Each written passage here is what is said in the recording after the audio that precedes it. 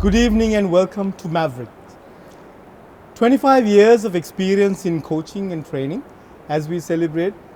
It is a privilege to be able to have this chat with you, Dinesh, as one of those people that we've had the privilege of working, and from afar, someone that I have learned from as well. So welcome to the program. Thank you, Niroshan. Thank you very much for inviting me. Yeah, and as we meet up with all the CEOs today, one of the first questions we want to know is where they've come from, who they are. So if I were to ask you, who was the younger version of Dinesh from the past? Right. So, Niroshan, you know that I come from a legal background. I have had 3 generations of lawyers. So from the time I was young, obviously I got motivated to actually try and emulate some of my ancestors as well as my uncles. Sure. So actually that really motivated me to study and also look for opportunity. And I think that platform actually went a long way to motivate me to do big things and look at big ideas and go after them. Of course. And you moved from HR to banking to today as the chairman of the BOI. What was that driving force? Was it planned or was it something that happened accidentally? Yeah. So I think it is all to do with ambition and drive.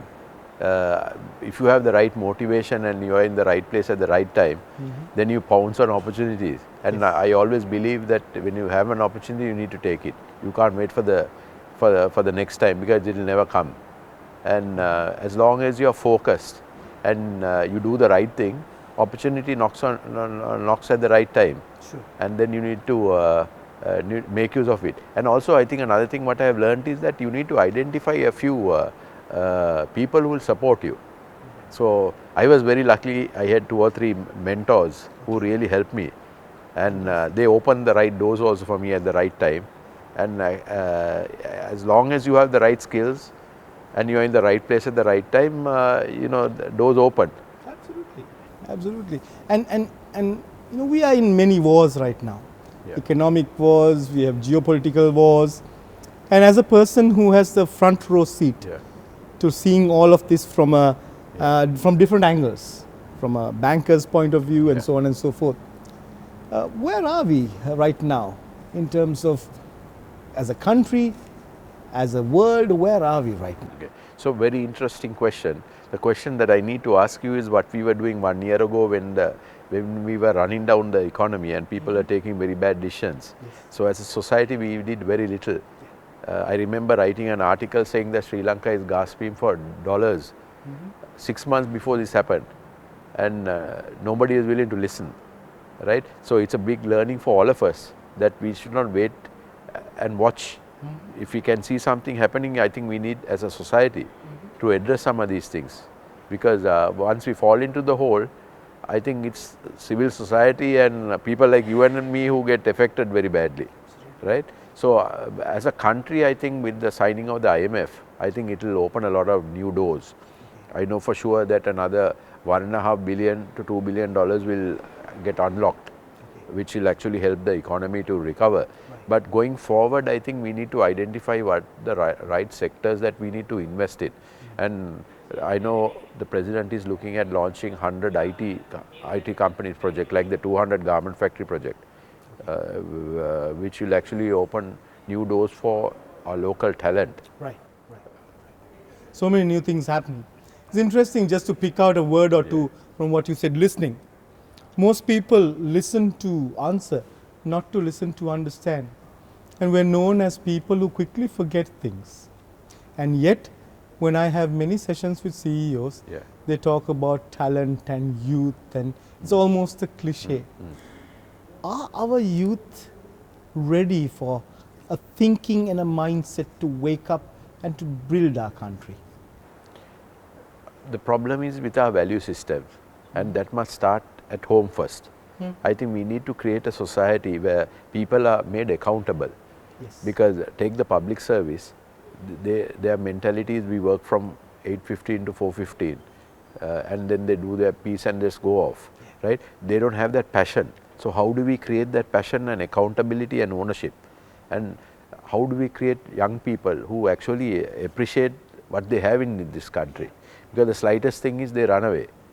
When there's a crisis, they run. And then when things turn around, they come back. We saw this happening in 2008 and now it's happening again, right? So I think that there's a role for leadership also to engage as well as inspire the community.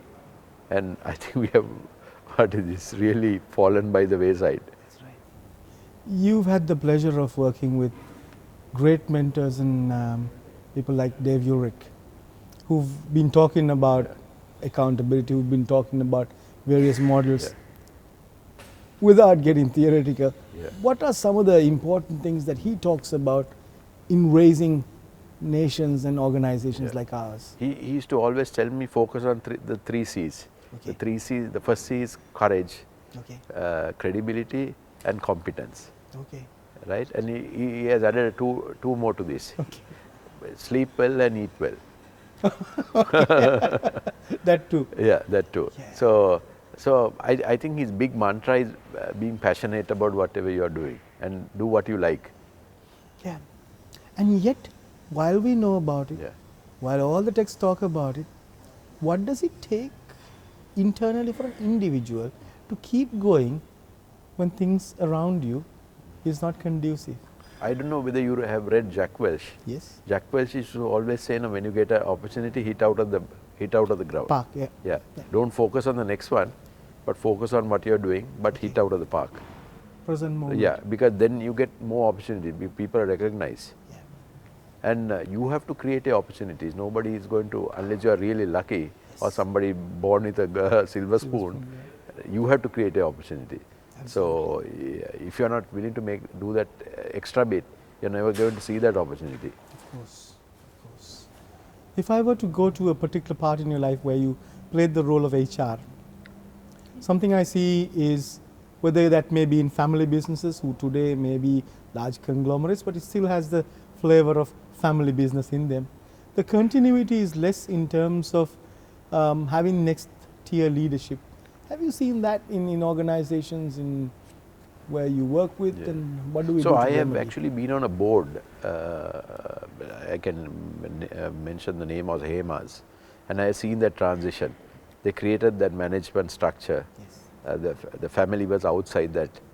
They brought in independent directors, professional cadre. They set up human resource committees at board level, and they got outsiders to head those and set the policy for the group. Now I'm a director of Aban's group, right? I mean, look at that company, how they started and where they are today. They own the Colombo city center. They just started local manufacturer of Hyundai vehicles, right? I mean, they have brought in professional management, and they have ring fenced it in such a way that the family has very little involvement, right? So they will come in when shareholder decisions have to be taken. Right. But the day-to-day management and strategy is set by professional people, right? So succession also is all about how the company can succeed, and it is part of their vision. It must be tied up with their vision. Leaders as role models. There are two philosophies. Some say I look at one person as a role model and I'm able to identify certain things in them. And yet others that I've actually had the pleasure of talking to, they say I don't have role models. I just pick on a few things from different people. I am the role model. Which philosophy would you prescribe? I believe that you need to identify your own model. You can see a lot of good things happening. You pick and choose what you feel will work for you, and that must sync with your value system as well. Sure. Because for example, I believe that I should help others. Sure. That once you do that, you don't have to look for opportunity. Sometimes it presents itself. Yes. Right? Doing good to people is actually one of my values, and I always try to, even from my whatever income I get, I try to allocate something to help the underprivileged people. Sure. Right? Because I believe that goodness goes a long way in creating creating an ecosystem where others also can do it. Sure. So yeah, because Yeah. I asked that because in this day and age, people read a lot, Yeah. and they take in philosophies of Yeah. others. Do you read a lot? Yes, I do. I do. Because one way of sharpening your sword is to read. Yeah. Because if you don't stay ahead of the curve, you're obsolete. Absolutely. And especially when you have to compete with young people who know much more than you, right? So if you don't actually read, Yeah. commit to read at least one book once a month, Yes. I think you're going to be obsolete very soon. Absolutely. I read Yeah. some of the articles that you write, and I'm always so happy that you keep up with current topics of discussion. And that's why I asked whether you always read, Yeah. because some of the best leaders I've met are people who read Yeah. and read different things, not just the subject Yeah. matter. What's also important is disruption and innovation. Anything from technology to chat GPT, yeah. which is the common Yeah, topic yeah, these yeah, days, yeah. which is bantered back and forth. Technology, appetite for technology, aptitude for technology varies from company to company, Yeah. country to country. Adaptation and adoption of technology. How do you think we can motivate people to be consistent in the adoption process? Okay. So you need to clear that platform. Now, for example, take me. I get a lot of reverse mentoring done. Okay. Because I have a young team, Okay. and they are clued into this, and I learn a lot from them. Okay. So also as a company, I think, say take an organization, you need to create that platform within the organization where there is continuous improvement, right? And the multinationals are extremely good at this. Okay. They create that platform for people to experiment and also fail. Okay. But in most of these local companies, it's very difficult to fail because there is no tolerance for Tolerance that. for failure. Yeah. So I think that ecosystem is very critical. And you being an HR professional, I mean the culture. Yeah. The culture is key for that. Yeah. So look at the companies that have succeeded. They have all created an ecosystem where people can experiment, fail, and learn. Yeah. Absolutely. And you and I both admire Steve Jobs. Yeah. So I mean, it's a classic example of somebody who has totally failed. If I may ask something more personal, Yeah. and you can answer any way you want to, what are your fears? My fears is about the country actually. Okay. That we'll go back again to what we were 2 years ago Okay. by electing a crazy leader. and society will do nothing. Yeah. And when it's too late only, they'll create some kind of platform, and then it's too late for the country. We were lucky this time. We may not have a second chance. And we are still far from out of the woods. And a lot of planning and execution will have to happen to get out of this. Is it the lack of communication or lack of commitment that the masses, Yeah. even if you look at a culture from within an organization, and many who would listen to this recording would be organization, and you spoke about culture, our political culture versus organizational Yeah. culture. Strategically, haven't we figured out that that communication doesn't trickle down and that people really don't own up to it? Yeah. More than communication, I think it's our value system. There is accountability in the private sector because you set objectives, you measure them, and then you reward people, right? And if you screw up, you get kicked out, especially if there's misconduct. In the public sector, you can do anything and get away, right? So I think we need to transform the public sector, and that begins with Parliament. We need to appoint people who have capability and understanding. They are passing laws for you and me. Yes. They don't even understand the subject. So we need to change the narrative. Otherwise, we are never going to come out of this crisis. As much as words, narrations, and vibrations echo, and we know that is right, where do we get stuck with that? So that's because we have a very mild and civil society. Who they are not assertive at all. Last time, why did they come out? Because of the petrol queues and because of the electricity queues. Right? If we didn't have that, for example, if we didn't have this COVID, where we lost 5 billion out of our income because of closed down on the borders, Borders, yeah. right? Which is tourism income in 2018 was about $5 billion.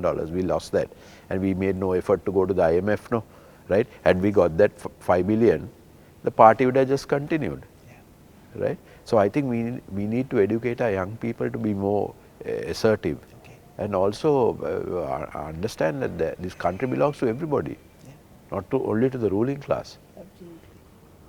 I spent about 2 weeks going back and forth from north to south, east to west in India in the last 2 weeks. And I saw the government was very assertive about setting up a special unit like BOI, which all the other ministries were accountable, at least that's what they said. And they needed to have new ventures being passed very, very fast. And I'm sure you are privy to all this. It's just reading news. How good is BOI these days? So BOI is a very tired old organization, so it needs to be transformed. The president is looking at launching a new program called Invest Sri Lanka, where the two engines will be the port city and the Board of Investment, but the foot soldiers will be the Ministry of Foreign Affairs, the Export Development Board, the Airport Authority, the Ports Authority, and the Ministry of Trade. Okay. Right? Invest Sri Lanka will create, in Kotler's term, the demand. Right? So they will create a proposition for Sri Lanka, so that we can brand Sri Lanka as an investment and tourism destination. Right? And then each of those, the BOI and Port City will be given a target. Right? And this Invest Sri Lanka will be driven by a public-private partnership. So you'll have public representation as well as private representation. Right? So yeah, so that will be launched very soon. Okay. Yeah, that might actually help in one way, and might help the long term. When we look at advice that you can give the many CEOs, because you've been through many different organizations. I think I can remember you at ETF, and then was it Pfizer before that? Yeah, so Glaxo. Glaxo. Yeah. Glaxo. So I'm still the Glaxo, director at yeah. Glaxo. Yeah. So you've been in so many different types of businesses. And you met different types of leaders. The budding business leaders now, I think one generation of layer is moving on. There's a new generation of what they call young leaders who now, I don't know, young is defined as 45 to 55, I think. Young leaders are taking over. What advice could you actually give them? Yeah. Going back to what Dave said, the 3 C's. 3 C's. Courage, credibility and competence, that's key. Okay. But once you get the role, it's important to focus on the job. Okay. And deliver what you need to, what has been set for you by the board or whatever, without focusing on building your brand.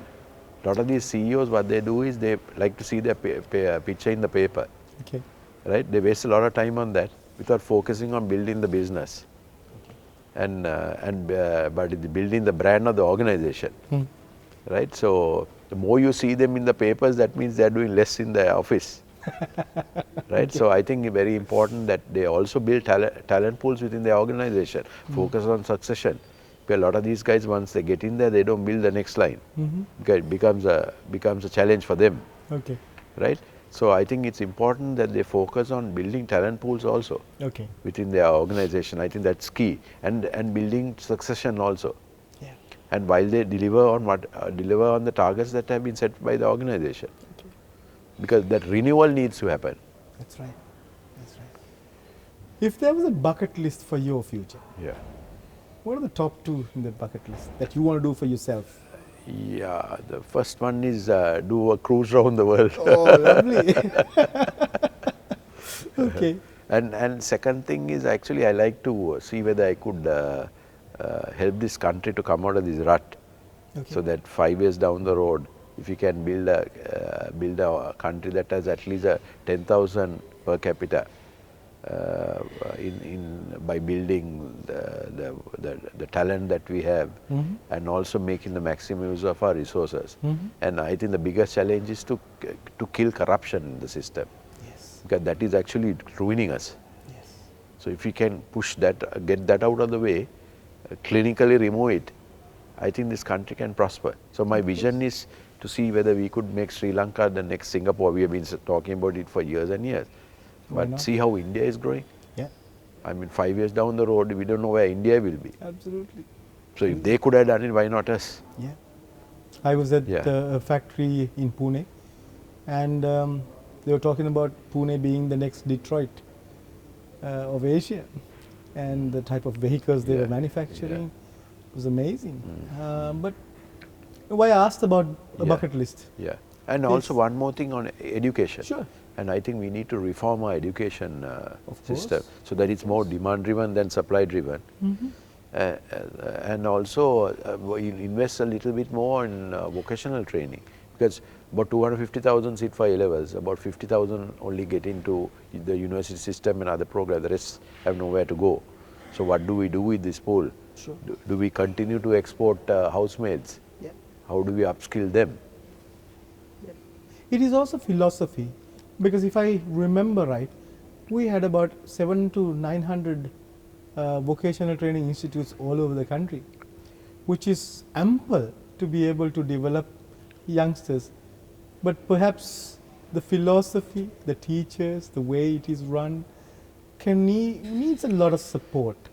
So philosophy can come from government, but where does the technical knowledge come from to change and make sure that philosophy takes root? Do we need that Yeah. support? Certainly. Now, for example, I think Sri Lanka needs a proper strategy in terms of where do you want to go, right? Once we know where we want to go, I think it's important that we start building skills for that, Yeah. right? So, like what the IITs have done, IIMs in India, Yeah. I think we either tie up with some of them Yeah. and try and upgrade our management schools. That's right. So, It would definitely be important to have the resources yeah. and the know-how. So certainly, so some of the work that you are doing, you must try to see whether you can commercialize it to another level. Of course, of course. Yeah. Right now, I'm coaching coaches to be able to coach university kids. So I'm coaching 30. Each one of them are taking 5 Okay. per person through our association, and it's been great, and it's been very rewarding seeing all those kids do better in life. And yeah, so as we celebrate, because this conversation is about celebrating of 25 years, it's always good to train the trainers Yeah. and the teachers along the way as well. Perhaps one of the last questions I would ask you. So just a quick question from you. Sure. Do you see an appetite for training in the private sector? Is there a build-up or? I have always seen an appetite for training, but not in the definition of training.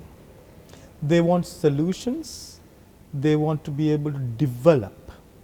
Training and development are most often Yeah. one and the same for trainers. Yeah. But for organization, they are looking at development. To understand development, it's not a training program. It's not an 8 hours, it's not a 6 hours. It's to seriously feel what that organization requires, get to the grassroots of the issues, and be able to formulate it and customize it. For that, there is plenty of work. Okay. And when they say with, through COVID or all these, plenty of work. Plenty of work, because in bad times, training and development is required more so, but not in the format that it used to be. We also have to evolve. We also have to study. We cannot use the same Yeah. leadership model and people management model, sales model, Yeah. and keep going. So, yeah, through the years, I always hire better trainers than me Okay. to my organization. So when they train, Yeah. I also can keep up. We also ensure that there is a continuous learning process Yeah. for our trainers that work in Yeah. the company. Yeah. Okay. Otherwise, the same old wine in Yeah. new little bottles Yeah. with new labels Yeah. won't do. Yeah. So Steve Jobs' recipe: hire a team better than you. Yeah, absolutely. Yeah. Absolutely. There's always something to learn. And Yeah. in fact, one of the individuals who Yeah. works for me, who teaches innovation, I called him the other day. Yeah. Now he's a tech guru in the industry. Yeah. I said, ChatGPT, I know to type and get what I want. What do I not know Yeah. in ChatGPT? Yeah. What does ChatGPT mean to my clients? Yeah.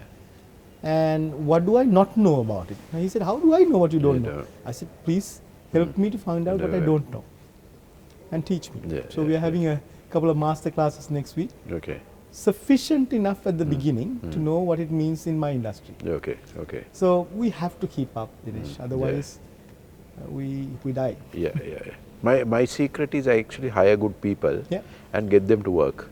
Okay. that Yeah. could be the next step of training Yeah. consortium. Yeah.